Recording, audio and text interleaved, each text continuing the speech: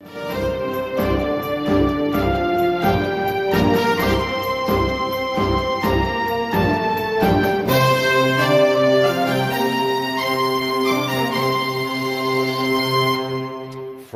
December the 16th. Hello and welcome to Business Morning here on Channels Television, live from Lagos, Nigeria's financial capital. I am Bosin Mofa. I'm in today for Harriet Agbe. What a busy business week we've all had, with so much economic and markets nail-biting information to chew and digest just as the year-end holidays lurk around the corner. Now let's get this show started by reminding you some of the highlights of the business week. Nigeria's President Muhammadu Buhari presented 7.3 trillion naira, or about $24 billion budget proposals for 2017 to the joint session of the National Assembly. That presentation are basically the assumptions and some expectations in the budget has been receiving some analysts' kudos and some knocks, as it were. We'll have enough time today and in the new week to go over the budget point by point and let you have some of the analysts' insight into what to expect in 2017, but more important, how those budget details will impact your life. Meantime, the details of the budget presented to the National Assembly by the President will be provided by the Minister in charge of Budget and National Planning, Senator Udoma. That will be on Monday. We'll follow that very closely to find out what the details of those budgets are, and that will be very crucial to our analysis. We're starting from Monday, the 19th. Meantime, a very historic day for Nigeria.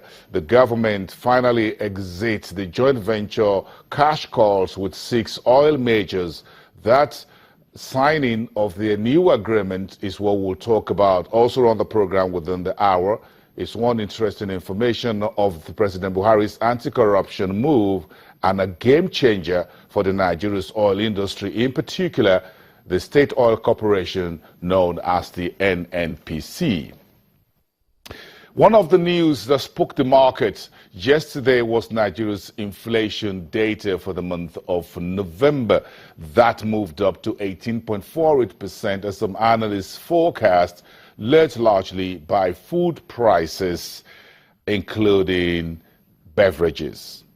Meantime, late yesterday afternoon, the Statistics Office released its unemployment figure for the third quarter, the quarter in which Nigeria's GDP was in recession, slowed down 2.06%. The level of unemployment moved up from 13.3% in the previous quarter to the doorstep of 14%. Now, the number of economically active population in Nigeria also grew 1.2% quarter-on-quarter basis to 108.03 million persons. On a year-on-year basis, that figure rose more than 3%, 3.25% to be precise. Now look at the markets since we started the week. The stock market remained bullish as we end the session the week today, shaving off most of the sell-off, aggressive sell-off that we saw in November. The stock market bled almost 700 billion naira in November, but the market's now clawing back some of those losses as we step into the final trading weeks of 2016, I beg your pardon, with a eye on 2017 trading year. Meantime, the naira was steady for most of the week, but investors shocked the central bank and the debt office as subscription fell back 43% on FGN bonds issued by the debt office, and nearly 60 billion of what the central bank placed on offer as far as the treasuries were concerned went without subscription. That's the week in review. Some of those headlines will be the basis of our lineup over the next hour, and we'll bring our analysts to unwrap and put perspectives to some of those stories we've chased around for most of the week. Now we'll kick things off very quickly. Let's get a review of the markets for you, and let's start from the debt side, or what you call the fixed income. This time, the secondary trading has been a very topsy-turvy week for fixed income market, the bond market. Let's start with the FMDQ OTC Securities Exchange, where transactions were a little bit strong at the secondary window on Thursday after the debt auction. We had a total of 257 deals, 25.62 billion naira in naira value of what investors exchanged on Thursday. And you take a look at the main drivers of that figure that you see there, and you see the papers dated March 14, 2024, holding on to 5.2 billion naira in value and leading that pack by 52 deals. 2034 July paper, 47 deals, almost a tie with the January 2026 paper, and the March 2036, one of the long-dated FGN paper, 3.5 billion in terms of transactions. But the bigger picture, as always, is in treasury bills after investors, basically pension funds, annuities, insurance, banks, undersubscribed the central bank's 100 billion naira primary market auction by as much as 60 billion.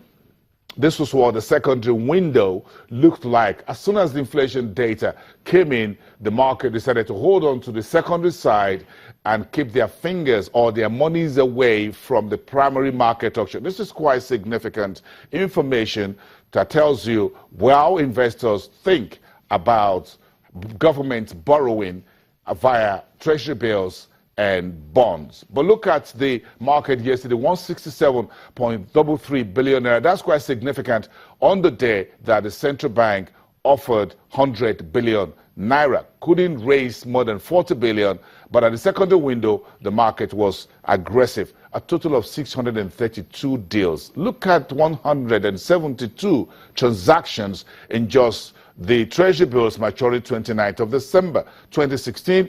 That's a few days down the line. Investors trying to get into that paper just before the year closes, balancing their books, 43 billion naira in 172 transactions. The rest of the top four markets, top transactions in that sector, in that space, was what you see there.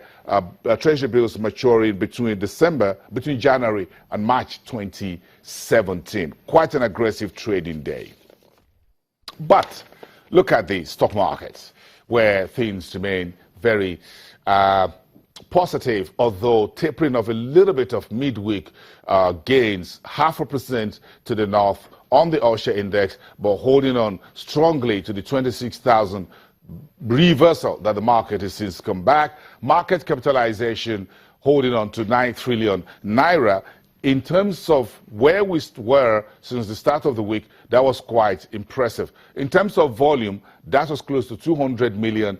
Volume turnover slightly down from where we were on Wednesday. A bit of a calming of breather that the market got. 1.5 billion naira. That's about $4 million in 3,313. For the unlisted securities market, which you call the NESD OTC market, it was a bit sluggish. 614.24 on the unlisted securities index, what you call the USI. That index was up 0.22%. Market capitalization, 415.67 billion naira. 15 transactions in those few unlisted securities, 134,000 units, small, 10.45 million naira. But we'll squeeze in the overnight, the interbank market, where the offer markets between banks remain a little bit active on Thursday with inflation data in. The Treasury auction on the same day, 1 month money was 15.36%. Overnight money climbed to 4.17%. 6 months view, 21.19%. Let's get a bit of a sense of the economy and markets with the entire budgets, whatever, since the week started, and inflation and the unemployment figure. Omotola Abimbola is a research analyst at Afrinvest and is joining us from downtown Lagos via Skype. Omotola, good morning. Good to see you. Yeah, good morning, boy. Yeah, it's been a very busy business week, I'm sure you'll agree, from the fiscal side of things and the market side and the broad economic data front with inflation, unemployment figure. Give us a sense of what your week as a research analyst has been, trying to balance all this information coming through on a daily basis up till yesterday. It has been a flurry of data releases.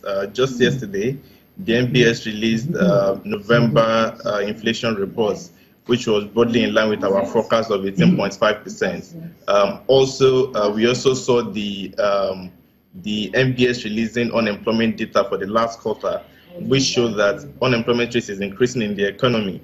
And then, of course, we had the federal government submitting the 2017 budget, right, which showed that expenditure is going to rise by 20% in the next fiscal year to 7.3 trillion naira. And so, putting all these things together, they're going to have impacts on markets, especially the fixed income market for 2017, because the amount of deficit the government will be raising, right, is going to have an impact on fixed income yield, yields in the next year. And of course, also the inflation trajectory going to 2017, we also have an impact on the fixed income market. For the past couple of months now, we have seen inflationary pressures moderating. On a month-on-month basis, we saw the CPI growing by less than 0.8%, in November. So that showed that inflationary pressures are moderating.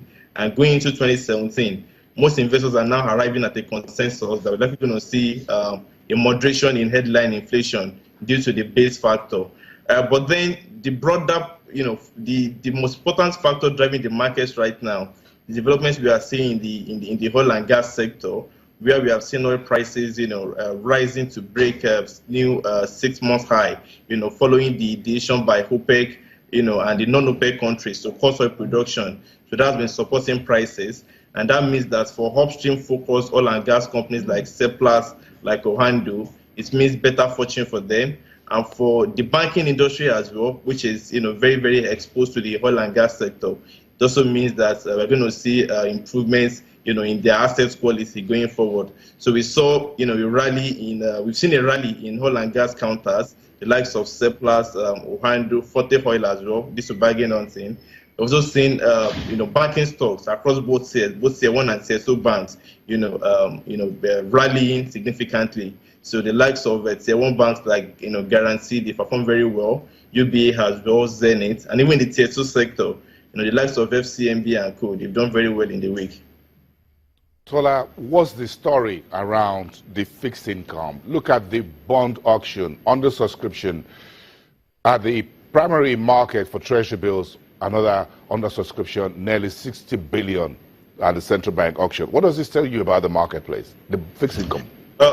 Okay, thanks, Boasin. I think what we are seeing in the fixed income markets regarding subscription level, for at the primary market auction, they are being driven by two factors. The first factor is that due to the fact that the CBN has been mopping up liquidity at a very aggressive pace, especially for the HOMO auctions, so that's been having impact on the amounts of liquidity available from the buy side to actually bid for all these instruments that the government is auctioning. And then the second factor is that the major buyers of fixed income investments, in the country, the pension funds, they're also, being having liquidity issues because government has not been paying its pension contribution because unemployment rate is rising. We have seen people, going to access their pension fund from the PFA, to withdraw from it. So there is not so much liquidity in the domestic markets again to adequately cater for the amount of borrowing that the federal government wants to be doing. So that's the second factor. And then, the third factor is probably because we are also seeing, very high rates, at the shorter end of the yield curve. So for longer term instruments that the federal government is auctioning at the bond auction, there is not so much incentive, for the buy side to buy into these instruments. Omotola Abimbola, we thank you very much for your time today. We'll get together sometime next week, I'm sure, to broaden this discussion for us. That's just the week of Christmas, and then we'll see how things go in the final full trading week of 2016. Thank you very much, Omotola Abimbola, research analyst from AfroInvest. Now, this is very important. Nigeria yesterday signed that JV cash calls exit arrangement with 6 of the international oil majors. It's a significant day for the Buhari's administration in getting out of the joint venture cash calls and moving to a new territory. We'll talk about that after the break.